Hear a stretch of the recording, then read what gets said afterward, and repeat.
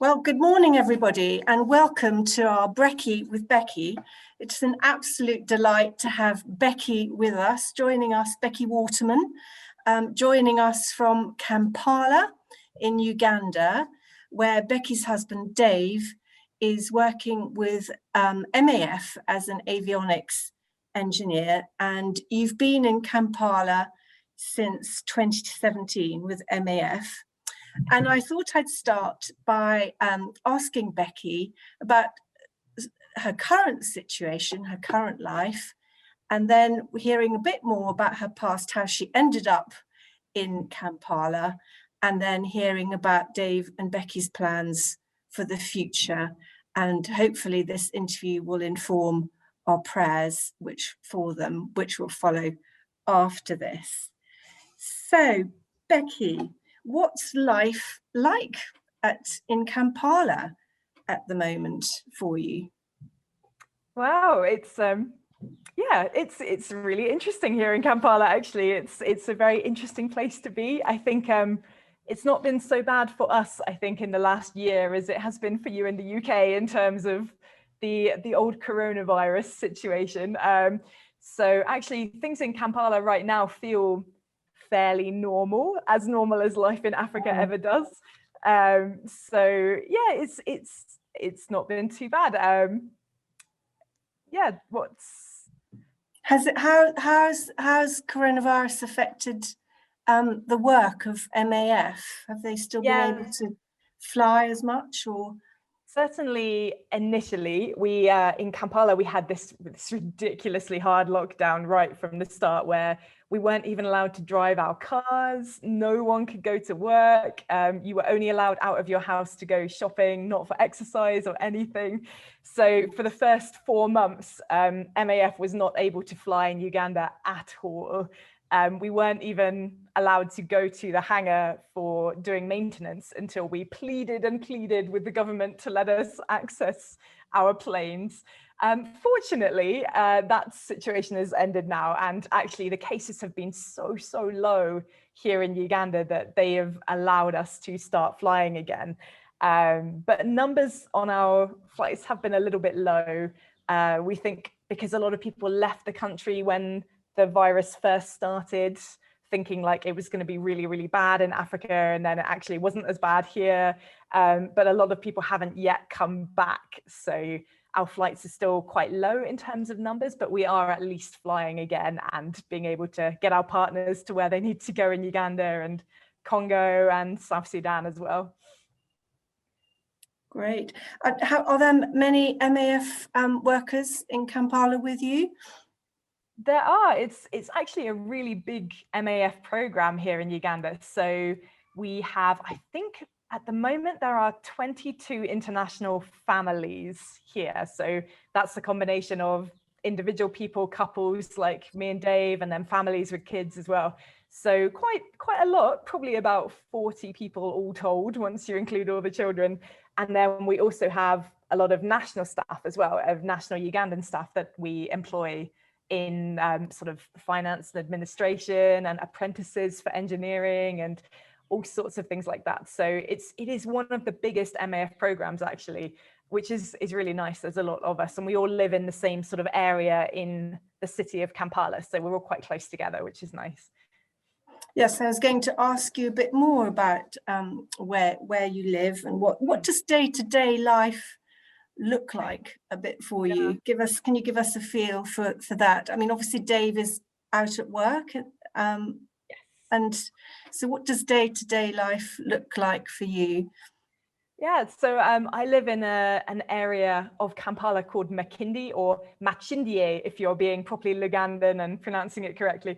It's on one of the hills in Kampala, so it's a very hilly city, Kampala, and all of the sort of districts are clubbed around hills. So where we are is about a 30-minute drive away from the airfield on a good traffic day, which is very variable, I will say. The traffic in Kampala is interesting. So I have a car here and I drive myself around the city. Wow. You never do know what it's going to be like. You can drive to a shop one day and it'll take you 20 minutes, and you can do the same journey another day and it'll take you an hour and a half. And there's no rhyme or reason as to why that would be different on one day compared to another day. So that's always a bit of an adventure, going out and about. A lot of my work, especially since the coronavirus, has been kind of home-based. So normally I wave goodbye to Dave in the morning and then sort of set myself up in my little office here to do some work on Bible teaching, which is one thing I do. And also I'm an author, so working on books. But there's also lots of other things interweaved, just going out shopping, meeting people, all sorts of things like that, which is always interesting. Every day is different, I would say. So great. And do you have, what's your church life? What's your church like, rather? Sorry. Right. So we go to a church called Gaba Community Church, which is a very big church in Kampala. It's I think probably all told has a couple of thousand members in it. So at the moment we're not able to meet fully. It's restricted to meeting of 200 people at a time at the moment. So our church puts on, well, at one point we had 5 services on a weekend to try and get as many people through the building as possible. Now wow. I think they're back to 3 services on a Sunday. But yeah, it's a great church. It's led by a Ugandan pastor, Peter Kasilivu, who has had some sort of Western influence. So it's quite nice because the service is said that it will start at 9:30 and it will end at 11:30, and it actually does. Some Ugandan churches will have services that last for 6 or 7 hours on a Sunday, which is wow, quite tiring, especially when it's hot and there's nothing like air conditioning or fans or anything. So we've always enjoyed that, but it's a very lively church. You have to know how to dance a little bit to the lovely African music that they'll play, and the songs are a kind of a combination between English and the local language here, which is Luganda. So it's always interesting to try and sing along in a language that I know a little bit of, but not very much of.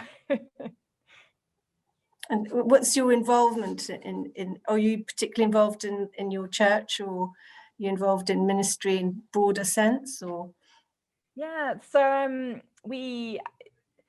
I got involved in one particular ministry arm of our church, which is called Halal Family, and it's a ministry that reaches out into the slum populations in Kampala, of which there are unfortunately many people who are living in just situations that are beyond belief. And so it's a ministry that actually reaches out to people through dance, which is a huge part of the culture in Uganda, and everybody can dance here. It's amazing, and they love to dance. They love music. So it's a ministry that attracts young people through good Christian music and through dance events, and then shares the gospel message with them. So it's been incredible seeing some of these young people, 16, 17, 18-year-olds who are absolutely without hope, who are living in just the worst situations you can imagine, with no prospects, no sort of hope for the future at all. And to see them having discovered what a relationship with Jesus means, and to see their lives transformed, it's just been incredible. And yeah, I've been able to join some of their discipleship meetings and to bring some Bible teaching to them, and seeing their hunger for the word of God is fantastic and very humbling and very challenging for me as well. So that's the main ministry in church that I've been involved in. And also I separate to that, I ran pre-COVID, I was running 2 Bible study groups a week as well. So one for women, and mostly expat women who were serving in ministry. So working in various different situations, some in the slums, some teachers, some different jobs like that, to kind of fill them back up as they were giving so much out. And then I also led a Bible study at MAF, actually, for all of the Ugandan staff. So that would meet in like a lunch break to give us time to explore the Bible a little bit together. But unfortunately, those things did stop with COVID. So I was able to take my Bible teaching online, and I've been recording YouTube messages to kind of inspire and challenge and encourage people as well through this very, very strange time in the world that we're all going through right now. Thank you. Gosh, that sounds brilliant. And you sound as if you're very busy. You also mentioned that you've written a book. So Yes. tell us a bit about that. Yeah, so I wrote my first novel. Actually, I just finished just before we joined MAF. So back in 2017, I published it just before we came out here, which was good timing. It's just a fiction novel, a light-hearted little read set in Cornwall, which is where I grew up. And it's a good fun little read. It's on Amazon. It's called A Year in the Life of Jack Meadows, if anyone is interested. But I've been working on a second novel as well, which is completely unrelated to the first one. And actually, I've just been approaching sort of literary agents and publishers at the moment to see if anybody would be interested in taking on my next book as well, to publish that one. Great.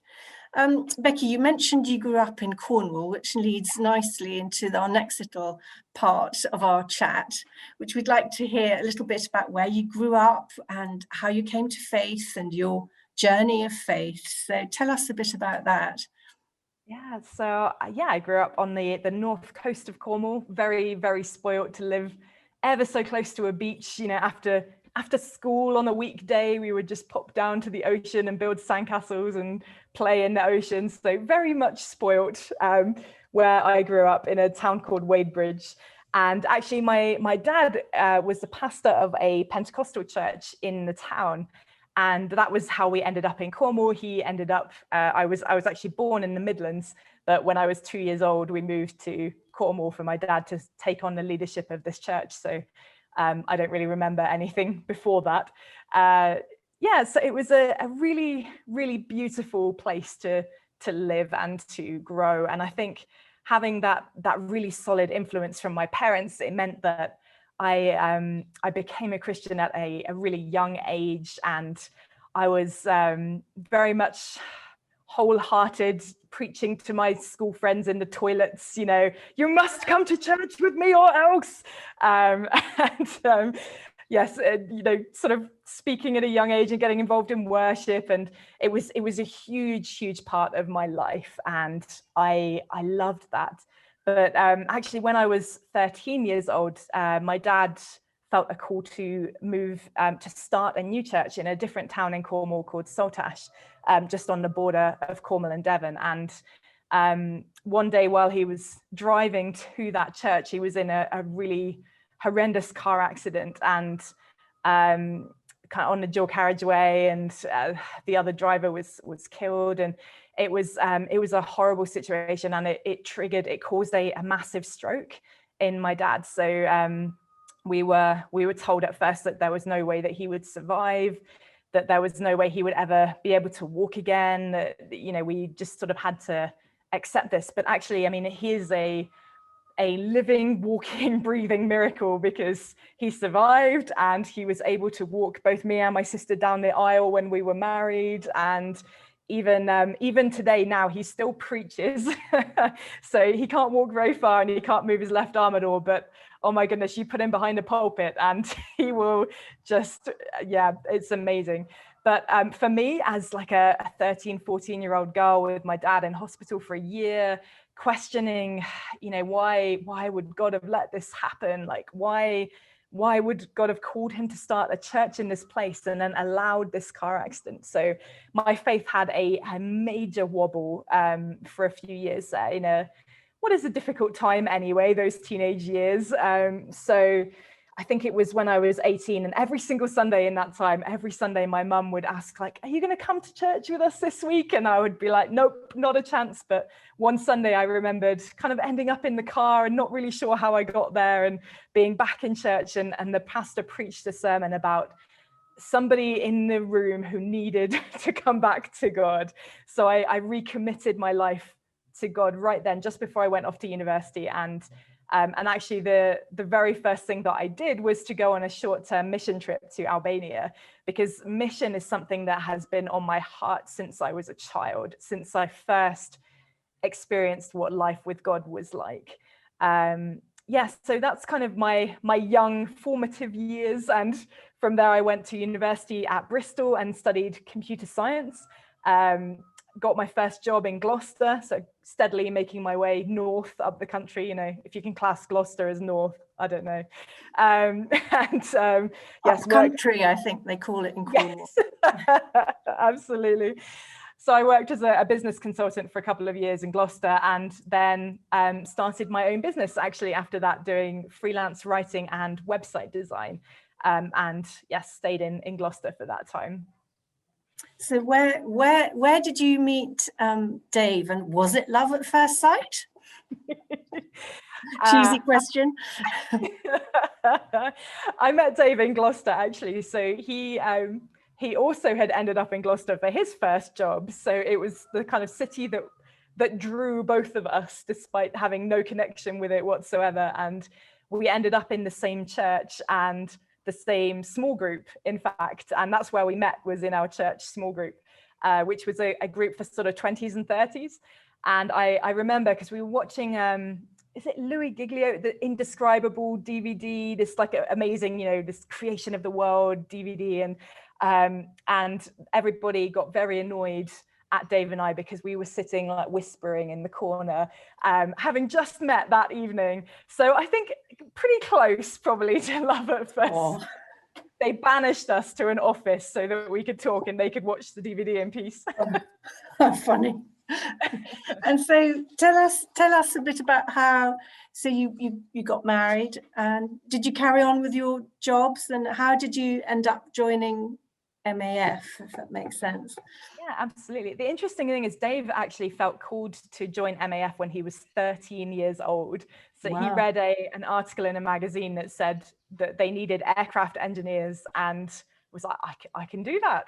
So actually, while we were still dating, in fact, I remember we had a conversation that Dave said, like, one day this is something that I want to go and do. And you need to be aware of that, because if you're not on board, then we can't take this any further. And actually, it was an amazing conversation, because I could turn around and say, well, you were 13. I think I was about 10 when God called me to mission. So it was a really lovely moment where we both knew that was what God was calling us to do. That was where he wanted us to go. But Dave was still building up his experience with aviation and getting skilled in different areas. So into like avionics with the radios and autopilots and all those electrical things that somehow keep planes in the air.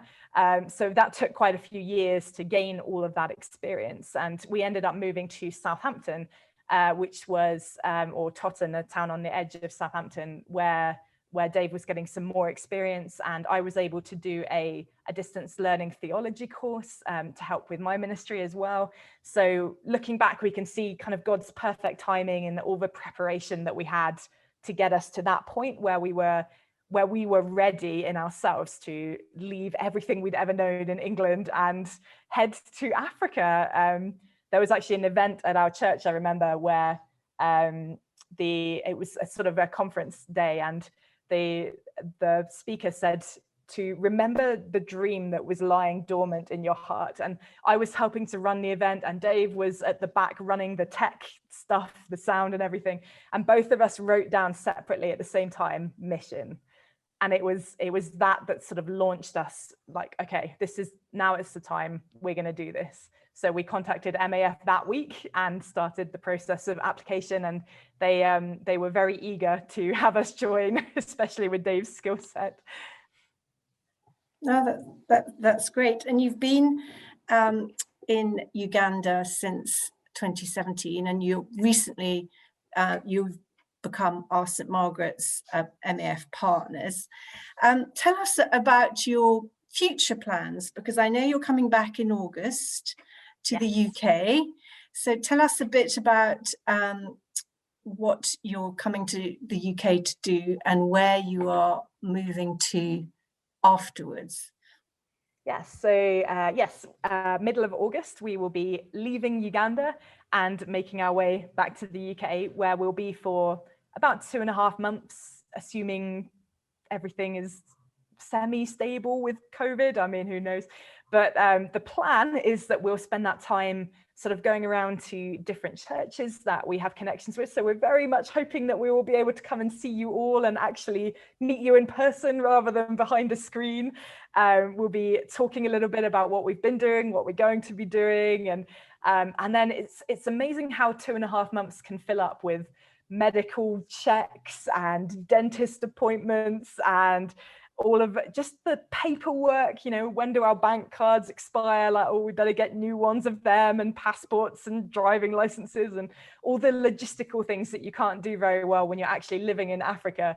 So we have to squish all of that into 2 months in the UK later this year.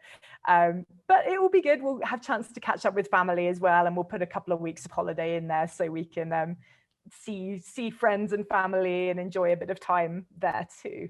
But yes, from the UK, we will not be coming back to Uganda, but we will be moving on to Liberia, which is on the west coast of Africa. So we are literally moving from one side of Africa all the way to the other. Interestingly enough, Liberia is almost exactly the same distance from Uganda as it is from the UK. So you right now are as close to Liberia as I am here in Uganda. It is a big continent, Africa. So we are excited, but we're going to be starting all over again in Liberia in the first week of November this year. Becky, tell us about the logistics of getting all your furniture and possessions from Uganda to Liberia. It's a challenge, definitely. You know, I remember moving in the UK and just calling up the removals van and loading everything in, and a couple of hours later it's at the new destination and you unload it all and it's fine. It's not possible to send stuff overland from one side of Africa to the other, because it would have to go through countries like the Central African Republic and the Democratic Republic of Congo, which have active war zones, active rebel activity in them. Which means, like, chances are our stuff would vanish on the way to Liberia. So instead there are two options. One is to fly everything, which doesn't really work when you're sending like big bits of furniture. The other is to send it by boat. Uganda is a landlocked country. So first we have to send our stuff by truck to Kenya, where it will go onto a ship and then go either up or down, I'm not really sure, either up and through the Suez Canal or down and round South Africa and back up the other side. So one way or the other, our things will end up in Liberia. We're hoping that leaving in August and getting there in November will give it all a bit of a head start, so we're not too long without things in Liberia, because it's not such a big program there. So they don't have so much stuff they can lend you to until your things arrive. So we'll be living very sparsely if our container doesn't arrive before we do. Goodness. So tell us a bit more. How is going to be living in Liberia very different from living in Kampala? And how is Dave's new role in the MAF going to be different in Liberia to what he's doing now? So big questions there. Yeah, absolutely. Tell us. I'll start with Dave. So he's going to be taking on a new role called West Africa Maintenance Manager.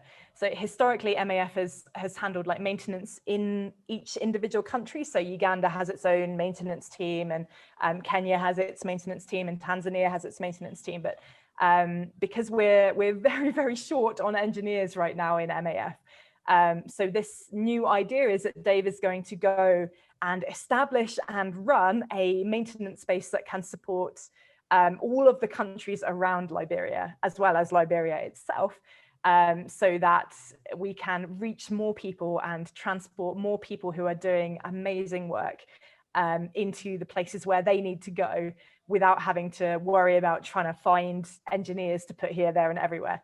So it's going to be a very, very big role for him. It's very different to anything that MAF has done before in terms of engineering. So there's going to be a lot to work out how it's all going to fit together, but he's excited for the challenge, and it's going to be amazing to support that region where MAF is so needed. We were there for 3 weeks in 3 weeks at the start of this year in January to go and have a look around, and Dave did some work and we saw where we'll be living and everything. And I spoke to some of the people that we fly, and it is incredible. The roads in Liberia are just non-existent. So we flew a doctor to a town called Harper, which is a 90-minute flight. And when I asked her how long it would have taken by road, she said 2 full days of driving in the dry season, 4 days of travel in the rainy season, if you can make it at all, because the roads are so bad. So you can really see the need for MAF in that country. And so we are so excited to go and support that kind of work. But the country is very different to Uganda. I don't know if it's just me, but I think growing up, you kind of have almost this idea of Africa as just being Africa. You know, and every country is sort of like probably a little bit similar in Africa, but actually, like, there is nothing in common between Uganda and Liberia. They are so different. So there is going to be a lot to get used to. The language, the climate is a lot more humid, a lot hotter. Just getting around is different. They drive on the other side of the road. Like here, everybody uses motorbikes to get around. There, everybody uses tuk-tuks. And the attitudes of people are very different. It's also, I mean, it's a country that has had just so much very recent hardship. I mean, 2 huge civil wars and then Ebola, and it's just a country that is reeling from one devastation after the next. And so there is so much need there, and there's so much need for hope as well, for people to just hear the hope that only Jesus brings. So I'm excited too to see what kind of ministry opportunities there'll be for me there too. Thank you. And have you found a house, or does MAF have a house for you? MAF Where has will you be living? a plot of land for us. And the hope is that by November there will be a house on that plot of land. I'm not entirely sure, because this year is racing by and we're already in March. There is a guest house that we can stay in for a short time if the house isn't built. So we'll see, but that'll definitely be a prayer request for you all, that our house will actually be built by the time that we arrive in Liberia. Thank you so much, Becky. I think that's given us a really good flavour of your situation now, but also your move to Liberia. So we'd love to pray for you. So what are the things we could pray for you and Dave? Let me just see if I can share my screen here. Not sure. Can you see that? Yes. Excellent. So yeah, I've just put a few little prayer points together here just to ask if you could be lifting those things up for us. So for like the logistics of just moving across the continent, as I was saying, you know, getting our stuff to the right place is definitely a challenge, moving the whole way across the continent, and that it'll get there all in one piece, not too broken up or anything. Also for the building of our house, so that we'll have somewhere to live when we get to Liberia. That would be very nice. It would be great if you could pray just for these final few months in Uganda. You know, it's hard when you know that you're going to be moving somewhere else to still be kind of present in the place where you are. And we do still have another 5 months here. So just for a really good and blessed final few months in Uganda, so that we can, enjoy this time and spend time with the friends that we've made here. You can be praying for ministry opportunities for me in Liberia. I don't really know what I'll be getting involved in there, but hopefully I'm sure that God will open the doors to lots of similar things that use my gifts as well. So that will be exciting. And for a publisher for my next novel, as that's something I'm trying to work through at the moment too. And just finally, for Liberia and for Uganda and just most of Africa, really, that COVID-19 would continue to be relatively mild in these countries, so that it can protect the very, very, very fragile health systems that there are here in Africa. So yeah, so far we have avoided the worst of it, which has just been such a huge answer to prayer. Becky, thank you so much for sharing your situation, your prayer requests, and updating us on your move to Liberia. And so thank you so much for talking to me this morning, and we will be praying for you both. Thank you so much. It's been great to be with you.